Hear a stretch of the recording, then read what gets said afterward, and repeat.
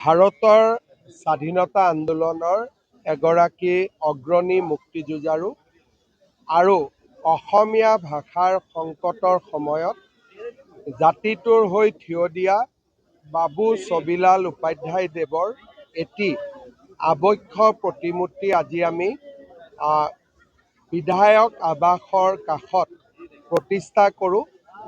বিহালীৰ নিৰ্বাচনৰ সময়ত এই প্ৰতিমূৰ্তি নিৰ্মাণৰ মই প্ৰতিশ্ৰুতি দিছিলোঁ। আজি এই সুন্দৰ আবক্ষ প্ৰতিমূৰ্তিটো আমি গোটেই অসমৰ পৰা অহা তেখেতৰ অনুৰাগীসকলৰ সন্মুখত উদ্বোধন কৰিবলৈ পাই সঁচাকৈয়ে গৌৰৱ অনুভৱ কৰিছোঁ।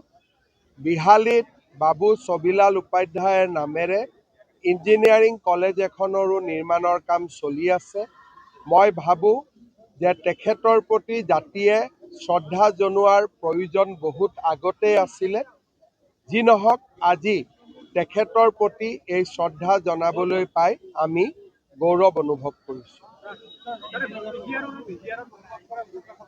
PGR আৰু VGRৰ আইন কানুন বেলেগ হয়, তাৰ লাহে লাহে চব হৈ থাকে। বহুত কামেই কৰা নাই, কিন্তু যিখিনি কৰিছোঁ এইখিনি আমি কৈ থাকিম নহয়। বহুত কামেই হোৱা নাই।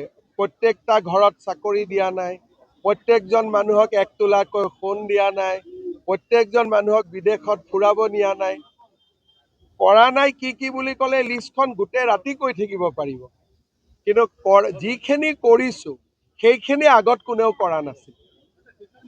মই ক'লো নহয়, যিখিনি মই কৰিছোঁ এইখিনি আগত কোনেও কৰা নাছিল। কিন্তু কি কৰা নাই বুলি ক'লে 3 দিন ময়ে কৈ থাকিব পাৰোঁ।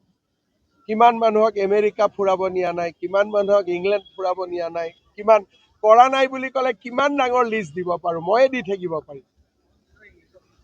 ইয়াত আৰু ইংৰাজীত ক'বলগীয়া কি আছে, হ'ব।